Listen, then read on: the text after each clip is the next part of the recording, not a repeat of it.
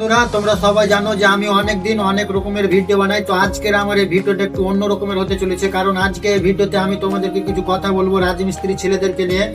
তো রাজমিস্ত্রি যে সব লেবার গুলো আছে বা মিস্ত্রি আছে এদেরকে নিয়ে আজকে আমার কিছু কথা হলো যে তারা সকাল থেকে সন্ধ্যা পর্যন্ত কাজ করার পরেও তাদেরকে সন্ধ্যাবেলা ঘরে এসে রান্না করতে হয়, আবার রান্না করে খাওয়া দাওয়া করে সকালে আবার কাজে যেতে হয়। সকাল 4টের সময় উঠে রান্না করাটা খুব কষ্টের।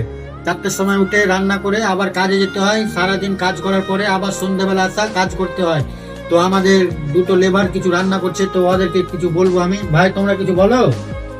কি বলবো, কাজ চেক করে এসে আবার রান্না করা অনেক চাপের, এটাই বলবো, অনেক চাপের দাদা।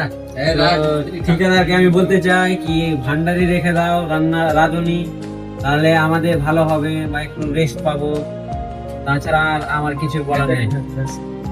তো ভাইরা বললো যে ভান্ডারি কাকে বলে বলো তো? ভান্ডারি যে একটা বাসাতে 20 থেকে 25টা লোক থাকে, ওই সব জায়গাতে একটা ভান্ডারি রাখা খুব দরকার, কারণ তারা কাজ কাম ছেড়ে দেওয়ার পরে একটু রেস্টে থাকতে পারবে। ভান্ডারি থাকলে পরে সে একা রান্না বান্না করে, তাদেরকে রান্না করতে হয় না। তো সব ঠিকাদারেরই উচিত এটা যে একটা ভান্ডারি রাখা।